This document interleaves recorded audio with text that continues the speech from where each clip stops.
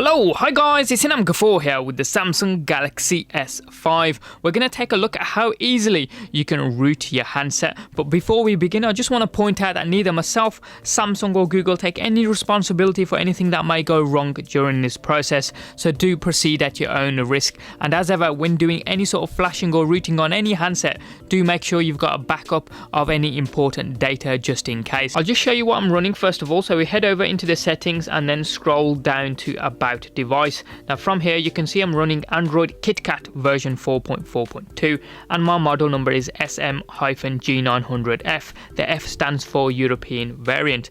Now if you have any other model number apart from this, then this process will not work because the file that you need to flash is specific to that model number. So if you have any other model number and you flash the file for this variant, it could brick your handset. But with that being said, I will leave other links down in the description to other firmware files that you can download for other variants. First up, what we need to do is enable USB debugging under developer options. Now if you cannot see developer options, you need to go to About Device, then tap 7 times on build number until it says you are now a developer. Then you should be able to see developer options. Once in here, make sure there's a green tick next to USB debugging, accept the prompt and hit OK, and now we're ready to turn off the device.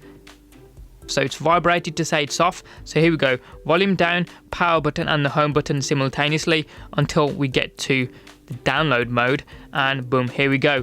And we're going to say volume up to continue because we know what we're doing.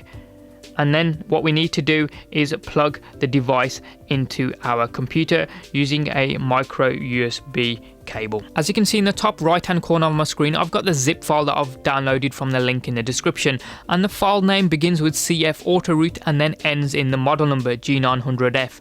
Make sure you've got the one which is correct for your model number. Once you've got it downloaded, extract it onto your desktop, and I'll bring that extracted folder into shot here and get rid of that zip folder because we no longer need it. Going into this folder, you can see the first file is the file that we need to flash because it ends in .tar.mdf, and Odin is already here. So this is a tool that we need to open so we can flash our handset. So I'll get that opened up here. I'm going to close that window in the background and move Odin up here so it looks a little bit cleaner. Now you'll notice I've got a blue COM port lit up here. This needs to be lit up. If you're running an older version of Odin, it may be yellow, but either way it still needs to be lit up. If it's not, that means your phone is not communicating with your computer, so it may be worth checking the USB lead, trying a different lead, using a different port on a computer, maybe one at the back of the computer. But once it's lit up, you're ready to rock. Now I should mention, once you root your handset, it will also put a number 1 next to your knock counter, which you cannot reset. So as long as you're happy with that, put a tick next to PDA, hit PDA and locate the file that we've extracted onto our desktop. So there we go, that's the file for my phone. I'm going to hit open and now we're ready to rock, and we'll hit start at the bottom here. And you'll notice it flashed very quickly on the handset itself, and it should automatically reboot once it's done. And we get a reset on Odin 3, so we can close that down now. On the handset you can see it's rebooting with a red Android logo in the center of the screen, and it says it's rebooting in 10 seconds, and boom, away it goes.